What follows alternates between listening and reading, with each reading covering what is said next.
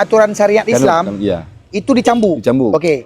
Berarti Bapak merubahnya kan tadi Saya cerita. merubah, ya. Apa aja yang Bapak rubah? Jadi saya merubah seluruh pelanggar itu setelah kita BAP, kita berikan mereka dua pilihan. Dua pilihan. Jadi kita berikan untuk pertama mereka itu kesempatan untuk taubat. Untuk minimalisir pelanggaran syariat Islam. Karena apabila dia duduk mengangkang, itu bisa langsung kita tangkap. Karena dia berdekatan lawan jenis. Dikarenakan banyak yang sudah kita cambuk, hampir 6 kali dia masih melakukan kesalahan. Udah 6 kali? Ya, jadi masih dia lagi? masih Siapa lebih banyak orang main judi di Aceh ini atau lebih banyak orang pacaran yang kena tangkap? Di tahun 2023 itu banyak orang pacaran yang kita tangkap. Tentara juga kita amankan. Pernah ditangkap? Pernah. Tentara ataupun polisi? Ya. Pernah? Pernah. Iya. Saya bertujuan ingin memperbaiki moral dan akhlak rakyat. Khususnya Aceh? Khususnya Aceh. Karena Aceh ini tanah para aulia. Kalau misalkan dalam segi kemaksiatan, kan nggak apa-apa dia keluar? Dia di luar aja. Gimana itu mahasiswa yang datang ke sini, Pak? Banyak saya amankan, tapi ada banyak. juga Bapak amankan? Iya. Kalau yang non Muslim dia tobat menurut agama dia. Oke. Saya titipkan di pendeta di Luxmawe. Oh gitu. Nah, jadi Pak, semua sama. Non Muslim pun Bapak tangkap? Tangkap. Zina 100 kali cambuk. Oke. 100 kali cambuk. Kurungan 1 tahun penjara. Di atas jam berapa, Pak, yang nggak boleh, Pak? Kalau di Luxmawe kita di atas jam 11. Di atas jam 11. Cewek ya. Cewek di atas jam 11 nggak boleh. Cewek merokok nggak boleh. Jadi kalau ada di luar, memang kena. Kami aman. Open BU di banyak sekarang di Aceh. Terima kasih ya Wei sudah klik video ini. Jangan lupa subscribe karena subscribe itu gratis. Selamat menonton, sedap. Assalamualaikum. Waalaikumsalam warahmatullahi. Akhirnya bisa jumpa Pak Kasat nih. Ya, saya juga bisa jumpa Wak Geng. Pak, sebelumnya kan kita belum pernah jumpa. Ya.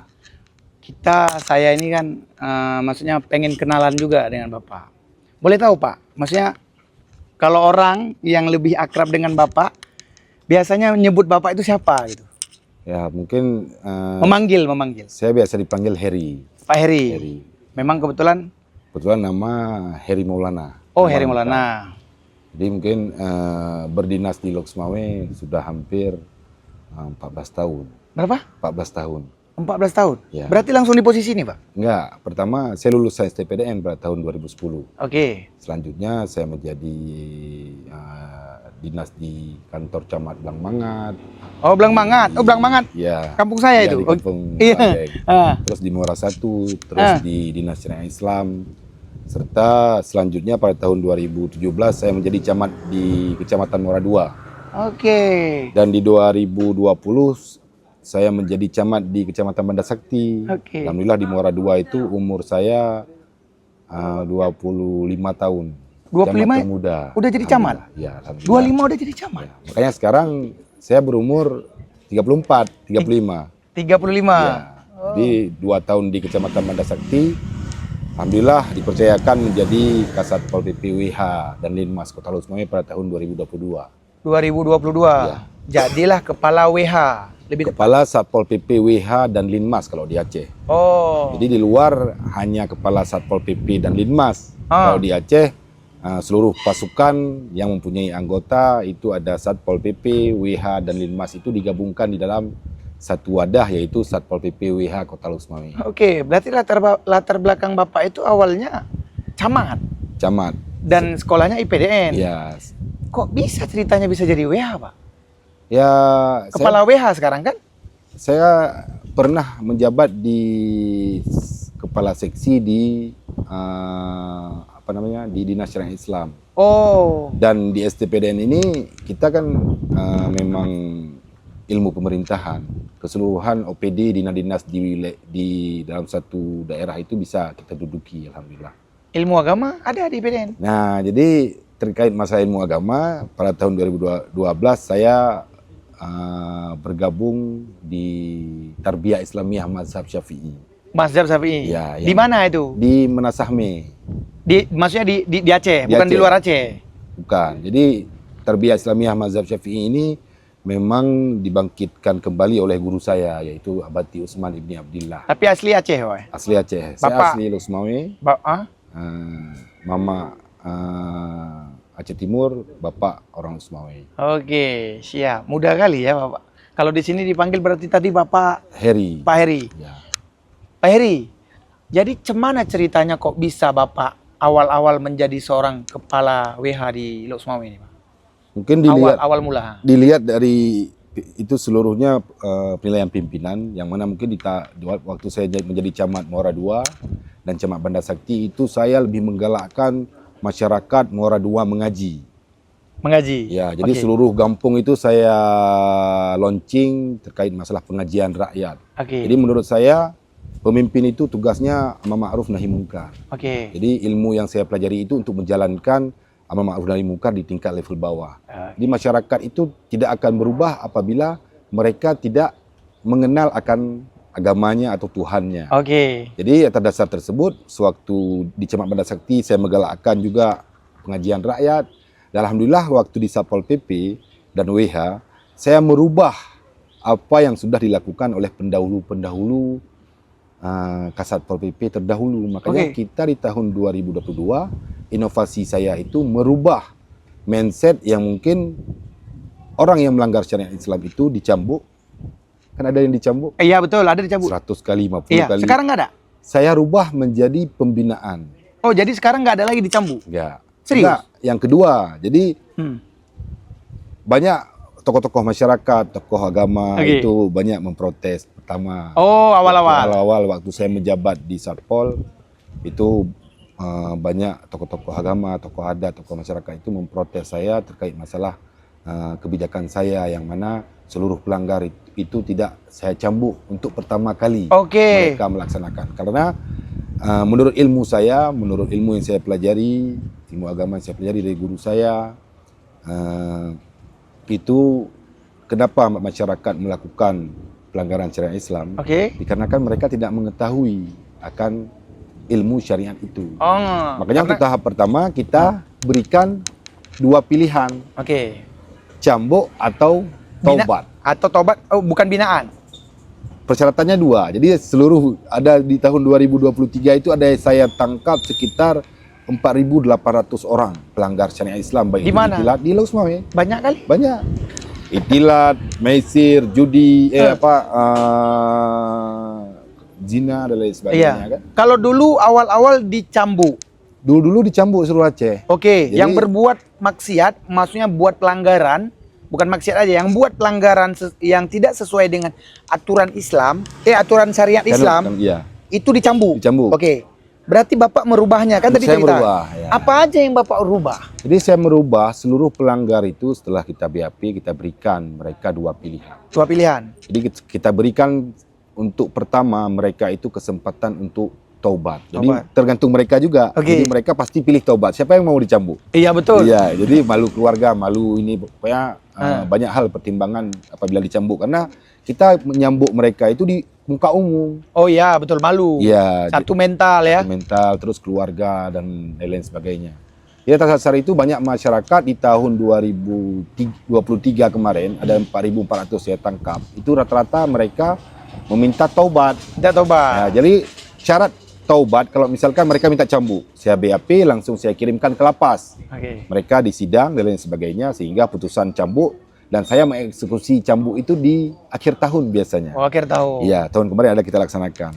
Jadi di tahun 2023 itu yang memilih taubat itu kita alihkan mereka ke inovasi saya satu lagi. Yaitu Balai Rehabilitasi Moral dan Akhlak. Oh, ini dia. Ini dia. Ini dia.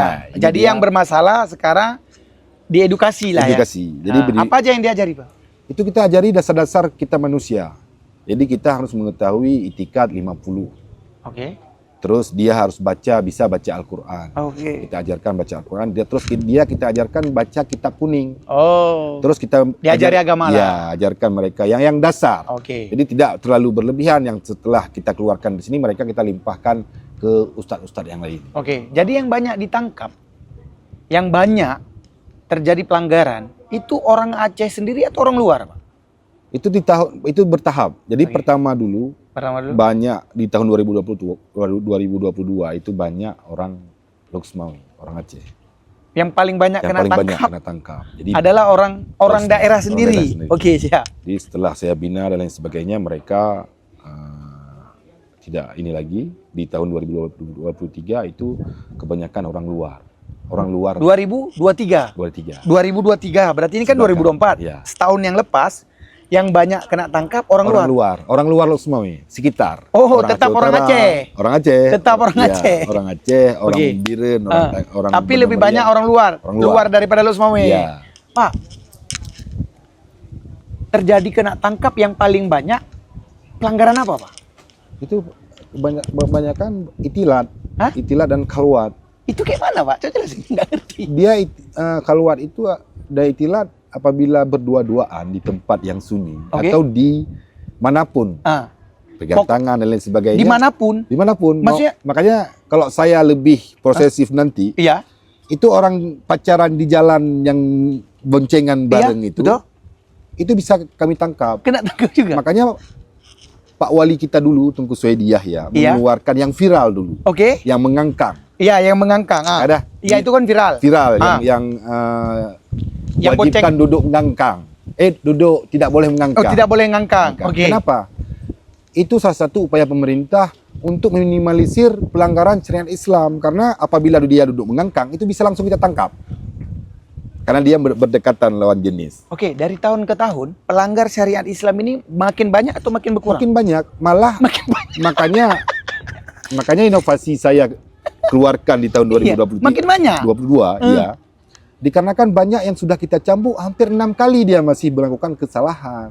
Udah 6 kali. Iya, jadi Masih dia lagi. Masih dia lagi. Jadi orang-orang yang sama. Iya. Jadi kurang efektif berarti. Berarti nggak jerah-jerah. nggak jerah. Tapi di tahun 2023 ada 4.800 masyarakat itu saya bina, saya tangkap dan saya taubat, dia pilih taubat. Alhamdulillah dievaluasi per semester kita bulan Juni 6 kemarin sama bulan 12 Desember. Itu yang hanya yang ada melakukan kembali itu hanya 3 orang. Dari 4.800 orang. Oke. Dari berapa ribu tadi? 4.800 orang. 4.800. 4.800. Yang paling banyak ini gara-gara apa? Itu bermacam, ada Pacaran. itilat. Ah. Itilat itu ada yang pacaran. Bukan ada, main judi online. ada yang ojon online. Di sekarang gini, siapa lebih banyak orang main judi di Aceh ini atau lebih banyak orang pacaran yang kena tangkap? Di tahun 2023 itu banyak orang pacaran yang kita tangkap. Orang main judi online? Di tahun 2004 ini banyak ini sampai cewek-cewek ada yang main judi online. Oh, ada. Ya, jadi makanya di tahun 2024 ini kita fokus karena saya Sekarang buat, fokusnya apa? kemarin tuh di awal tahun kita fokus ODGJ. Seluruh ODGJ di Kota Lok Sumawe saya tangkap semua. Oke. Saya bina itu banyak orang gila di bawah. Oke. Terus di awal bulan Maret kemarin setelah apalagi himbauan Kapolri Presiden terkait masalah Judi online, ya betul kan sekarang lagi marak. Nah, itu kita fokus itu sekarang sudah ada sekitar hampir 30 orang itu. Oke, di Aceh sekarang ini berarti lebih banyak orang yang berpacaran karena nggak boleh ya, atau yang main judi online. Iya. Lebih banyak mana? Lebih banyak orang pacaran. Oh, tetap. Imbang karena Imbang. Tapi yang kena tangkap tahun ini lebih banyak yang main judi. judi. Jadi yang pacaran kita sekarang di Lok Sumawe ini sudah ada inovasi kita satu lagi, sahabat Satpol PP. Sahabat Satpol PP. Itu sahabat Satpol PP yang menjaga seluruh kota Lok Sumawe dari upaya kemaksiatan dan pelanggaran-pelanggaran lainnya. Oke. Jadi banyak masyarakat yang mengirim, menangkap, mengamankan Oke. si pelanggar syariat Islam tadi pacaran, itu diserahkan kepada kami untuk kami bina. Sekarang gini, kalau pelanggar judi online kan itu harusnya kan bukan tugas Satpol PP. Ya. Karena itu kan bukan penyakit masyarakat. Itu masuk dikarenakan Bukan Pak Polisi yang harus menangkap. bisa juga Pak Polisi bisa. Di kita masuk ke judi. Oke. Nah, judi Berarti bisa tangkap. bisa. Oke, jadi kalau ada anggota polisi yang bermain judi ataupun yang berpacaran di Aceh ini, itu WH bisa tangkap. Bisa. Pernah? Jadi, pernah. Jadi dulu pernah kita tangkap dan mereka itu kan ada sidang di proposnya. Iya. Ada tentara juga kita amankan. Pernah ditangkap? Pernah. Tentara ataupun polisi? Pernah. Pernah. Ya, ibaratnya kan dia orang luar. Dia Kena gini. tugas gini. Karena Kan nggak aturan tahu syariat Islam, Ah?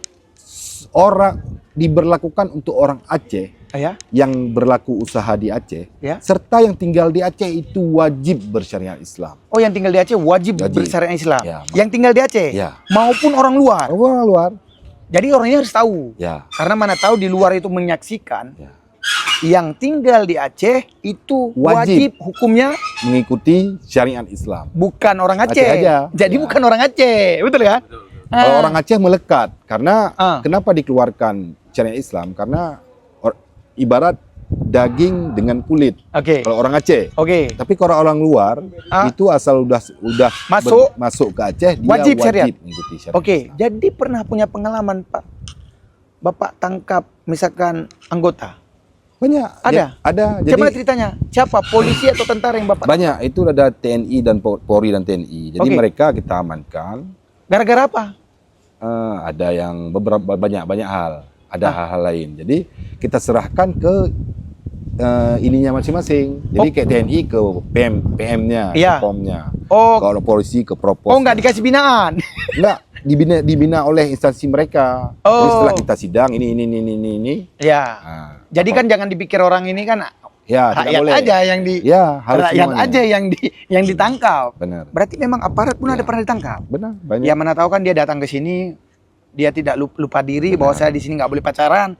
Akhirnya pacaran, pernah nggak ditangkap gara-gara pacaran? Pernah. Makanya yang pernah itu kayak gimana? Boleh ceritakan, Pak? Banyak ditangkap oleh masyarakat, ditangkap oleh kami langsung di lapangan. Oke. Jadi sekarang kita ada sahabat satpol. Oke. Sahabat satpol itu mata dan telinga kami di lapangan. Oke. Kalau anggota kami kan terbatas. Oke.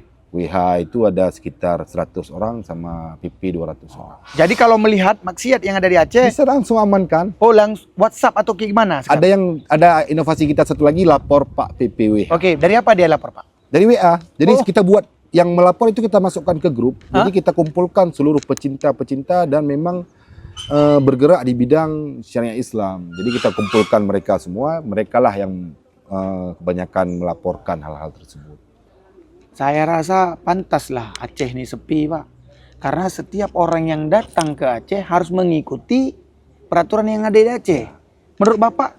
Kalau menurut saya pernah ke Bali, saya pernah ke Thailand. Tapi kita ke Bali saya rasa nggak perlu mengikuti aturan orang itu. Perlu coba di Nyepi. Oke. Dan satu lagi di pura-pura yang memang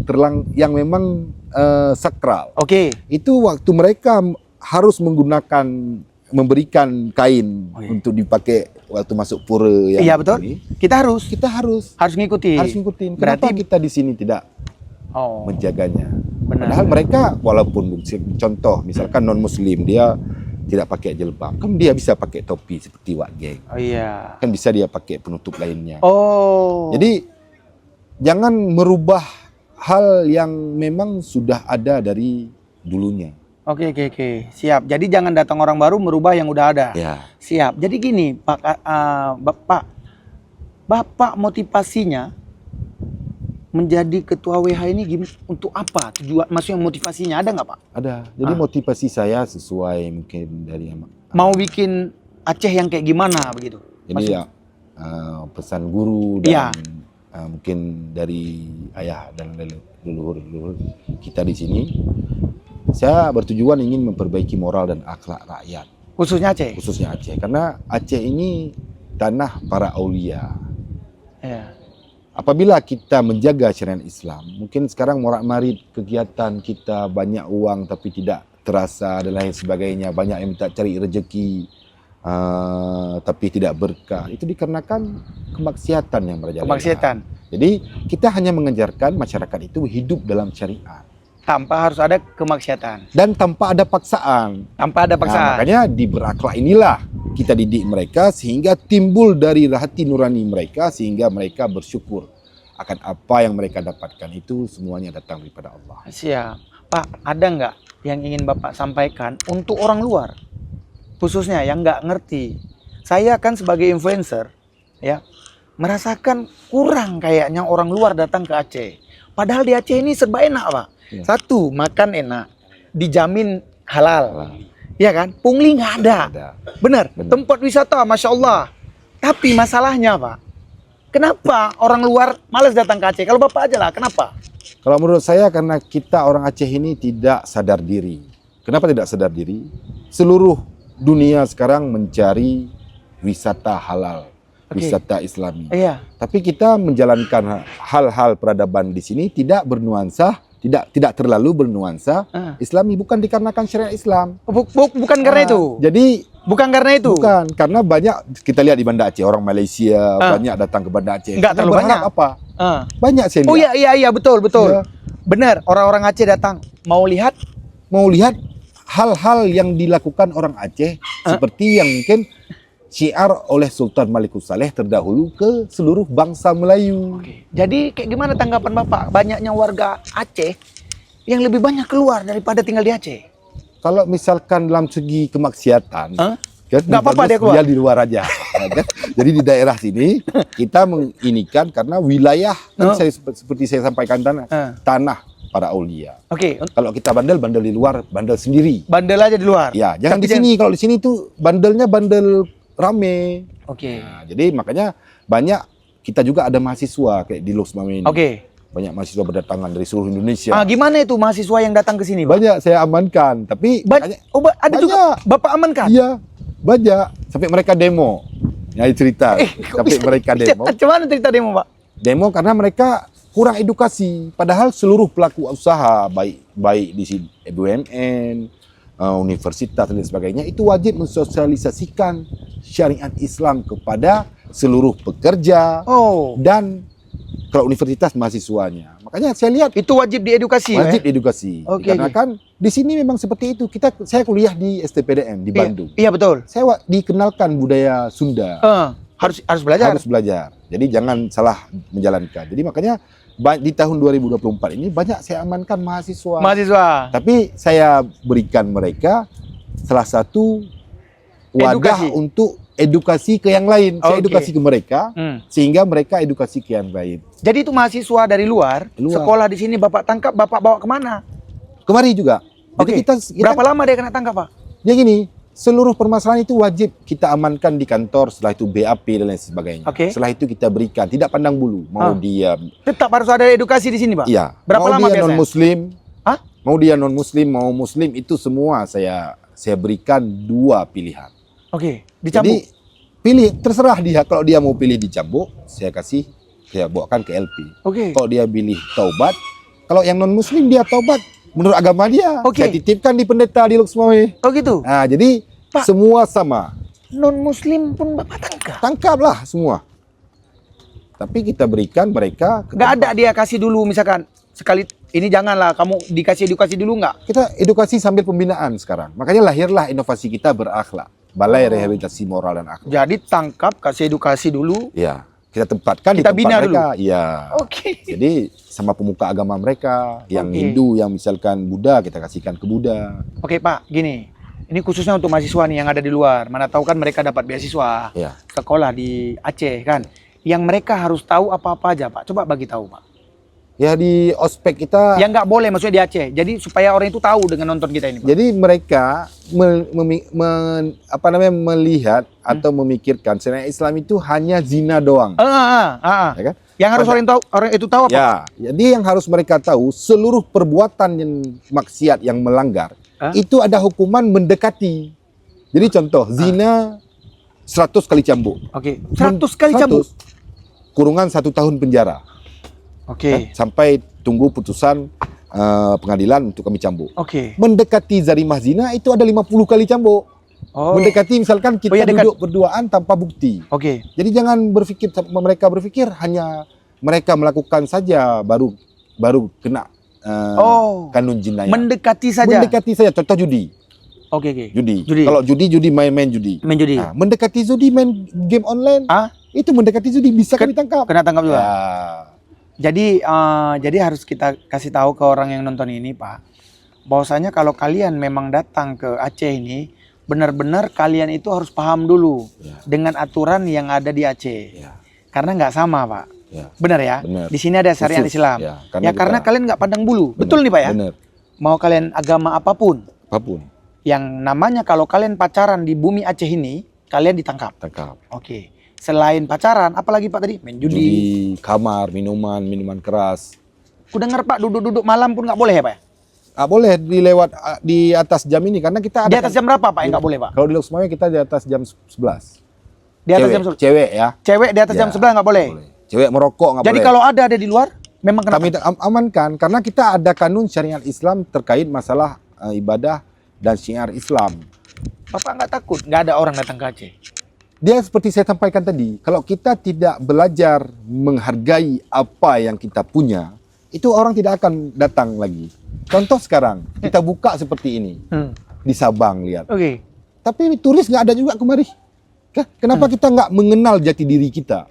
Kita mengeluapkan apa yang memang kita punya dari leluhur-leluhur kita. Iya, cuma dengan adanya peraturan seperti ini, Bapak nggak kasihan dengan masyarakat yang misalkan dia punya usaha, usahanya jadi sepi. Tidak akan, karena kan seperti kita sampaikan tadi, mencari rezeki yang halal itu harus lengkap 3 syarat. Oke, Halal tempat, modal, dan cara. oke. Kan? Bukan cara, sekarang banyak saya lihat orang pacaran di sini, pacaran di sini. Biar banyak laku punya dia. Itu kan sudah apa ini? Itu udah maksiat. Sudah 3 masuk, yang tadi haram, Iya. kan? Sudah maksiat. Terus mengganggu yang lain berjualan dengan memberikan luang maksiat. Malah di kanun jinayat Iya. itu pelaku usaha pelaku usaha yang Iya. memfasilitasi. Yang memfasilitasi Itu kena juga. cambuk juga. Kena juga. Ya.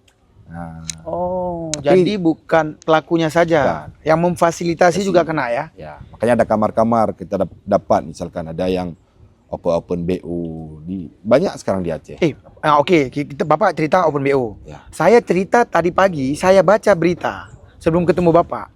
Sekarang di Banda Aceh, khususnya Aceh ya, penderita HIV banyak sekali, Pak. Kayak gimana tanggapan Bapak? Berarti yang Bapak kerjakan selama ini kayaknya sama aja.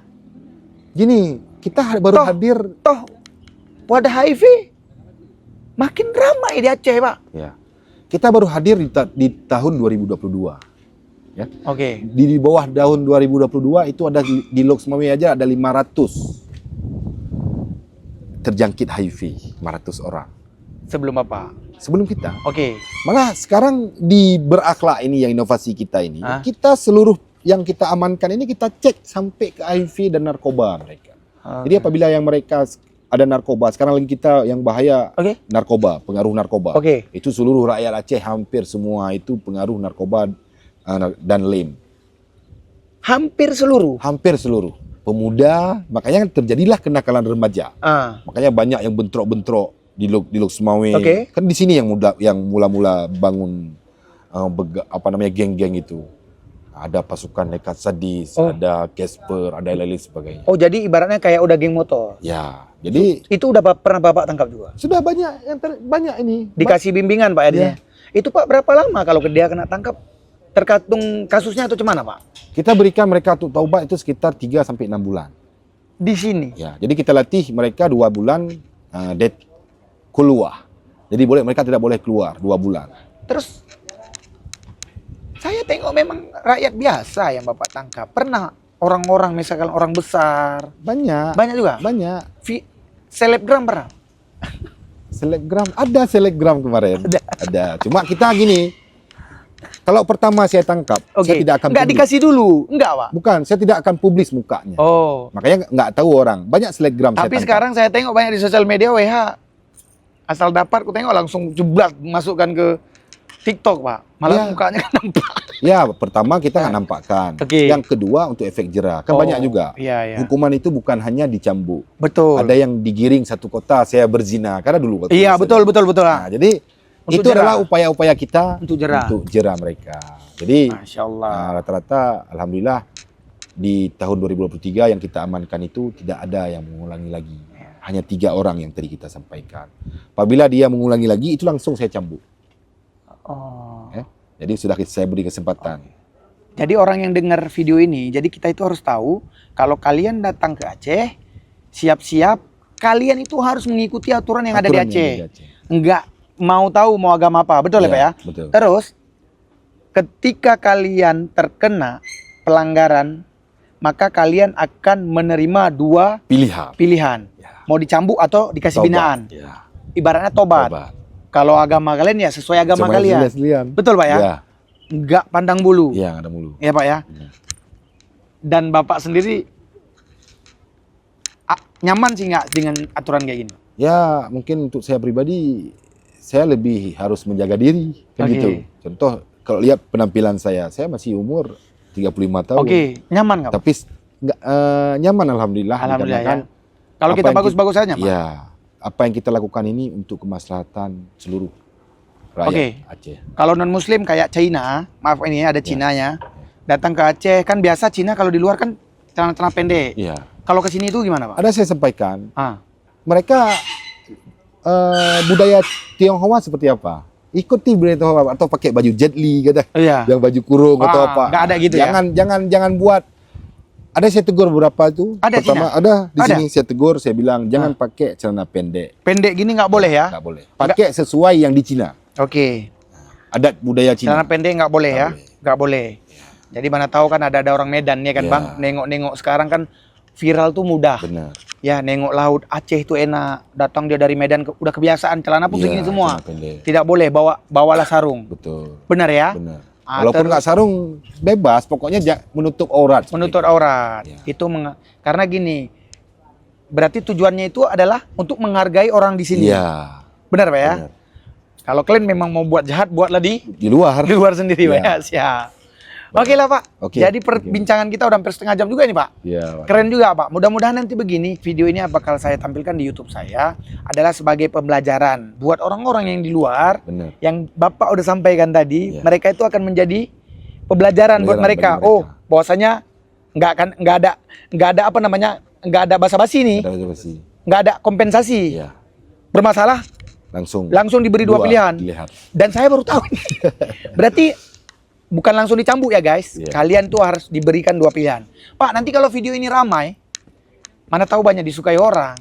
Nanti mana tahu ada kesempatan lagi, kita buat video lagi boleh Pak? Boleh, boleh. Mungkin banyak sebenarnya yang harus saya tanya Bang. Tapi kan kalau video kok terlalu panjang pun gak enak juga. Betul, betul. Ya kan? Kalau nanti antusias orang luar, khususnya orang luar Aceh melihat video ini, supaya lebih tahu tentang Aceh ini gimana, boleh Pak ya? Boleh. Siap ya? Ya. Pak, jadi izin video ini untuk masuk Oke, YouTube saya ya. siap. Oke, makasih banyak udah nonton video kami. Semoga video ini bisa mengedukasi kalian, menambah literasi kalian untuk lebih tahu tentang Aceh. Ya, saya sendiri yang darah Aceh. Kebetulan saya bukan KTP Aceh, Pak. Iya. Saya penduduk Medan. Oh, Tetapi saya punya darah orang Aceh. Ya. Jadi saya dengan berjumpa dengan Bapak pertama kali ini, jadi saya makin alhamdulillah tahu sedikit-sedikit. siap. Benar ya? Benar. Jadi mudah-mudahan bisa menambah ilmu dan wawasan untuk kalian. Ya, kan orang Aceh ini nggak mengganggu orang, Pak. Ya, benar. Yang penting jangan diganggu ya, Pak. Benar. Benar, Pak ya? Siap. Siap, datanglah ke Aceh dengan baik. Mudah-mudahan ya yang harus saya sampaikan ke kalian di Aceh ini enak ya, Pak ya. Enak. Yang satu makan dijamin halal. Benar. Yang kedua pungli nggak ada. Ada. Yang ketiga wisatanya keren. Ya, laut-lautnya keren ya. Terus kalau kalian Medan ya ataupun Padang kan nggak terlalu jauh ya, Pak ya. Bisa naik mobil. Bisa Benar naik ya? mobil, benar. Siap. Nah, terus makanannya dijamin halal. Benar.